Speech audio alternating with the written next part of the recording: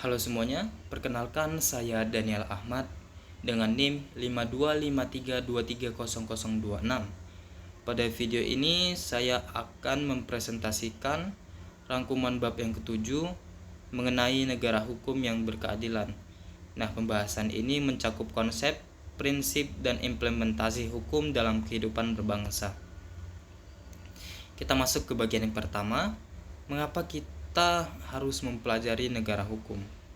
Pembelajaran negara hukum bertujuan membentuk warga negara yang sadar hak dan kewajibannya, cerdas, terampil, serta berkarakter berdasarkan Pancasila dan Undang-Undang Dasar Negara Republik Indonesia tahun 1945.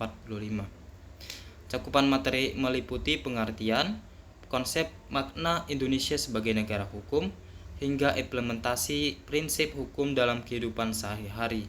Penegakan hukum yang adil beserta berbagai tantangannya di Indonesia juga menjadi bagian penting dari pembelajaran ini. Nah, cita-cita negara hukum Indonesia diwariskan oleh para pendiri bangsa dan membawa implikasi luas di berbagai bidang kehidupan bermasyarakat. Hukum menjadi landasan seluruh penyelenggaraan pemerintahan dan kehidupan bermasyarakat, bukan kekuasaan semata. Meski istilah negara hukum telah lama dikenal, pelaksanaannya dalam praktik masih terus dipertanyakan dan menjadi tantangan nyata. Nah, jadi dari mana gagasan negara hukum berasal? Gagasan ini berkembang sejak abad ke-19 dan ke-20 dengan dua tradisi besar yang saling melengkapi. Immanuel Kant dan Stahl dari tradisi Eropa daratan menggunakan konsep Rechtsstaat yang mencakup 4 unsur: hak asasi manusia, pemisahan kekuasaan, pemerintahan berdasarkan aturan, dan peradilan administrasi. Sementara itu, Avadisei dari tradisi Anglo-Saxon memperkenalkan rule of law yang menekankan supremasi hukum, kesetaraan di hadapan hukum, dan perlindungan hak asasi manusia. Nah, bagaimana hukum berjalan beriringan dengan demokrasi? Dalam konteks demokrasi, negara hukum mensyaratkan terpenuhinya prinsip kedaulatan rakyat, persamaan politik, dan pengambilan keputusan berdasarkan suara mayoritas. Tiga hal hak dasar yang diakui dalam rule of law mencakup kebebasan pribadi, kebebasan berpendapat, dan kebebasan berkumpul. Namun ketiganya perlu dibatasi agar tidak mengganggu ketertiban umum. Di Indonesia, para pendiri bangsa telah merumuskan 10 pilar demokrasi yang tertuang dalam Undang-Undang Dasar 1945. Nah,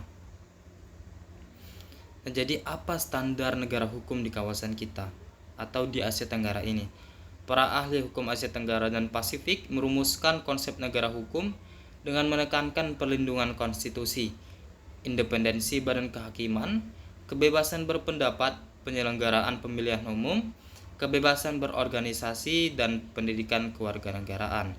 Simposium tahun 1966 mendefinisikan negara hukum sebagai negara yang bertindak sesuai aturan yang telah ditetapkan, dengan ciri utama pengakuan dan perlindungan hak asasi manusia. Rumusan ini menegaskan bahwa negara hukum bukan sekedar konsep formal, melainkan komitmen nyata terhadap keadilan dan martabat manusia. Nah, jadi bagaimana hukum itu kita tegakkan dalam praktik? Indonesia menegaskan komitmennya sebagai negara hukum melalui Undang-Undang Dasar Negara Republik Indonesia 1945 sebagai bagian dari kesepakatan dasar perubahan konstitusi, dengan fokus pada supremasi hukum demi mewujudkan keadilan dan akuntabilitas kekuasaan. Menurut Gustav Radbruch, implementasi hukum yang baik harus memenuhi 3 unsur sekaligus, yaitu keadilan, kemanfaatan, dan kepastian hukum. Ketiga unsur ini saling menopang dan tidak dapat dipisahkan dalam penerapan hukum yang sesungguhnya. Nah, jadi sebagai penutup, mengapa negara hukum itu penting? Negara hukum bukan sekedar konsep akademis, melainkan fondasi utama bagi kehidupan berbangsa yang adil, tertib, dan bermartabat. Tanpa supremasi hukum, kekuasaan berpotensi disalahgunakan dan hak-hak warga negara menjadi rentan dilanggar. Memahami dan mengimplementasikan prinsip negara hukum adalah tanggung jawab setiap warga negara demi terwujudnya Indonesia yang berkeadilan dan berdaulat. Baik, sekian presentasi yang dapat saya sampaikan. Saya ucapkan terima kasih atas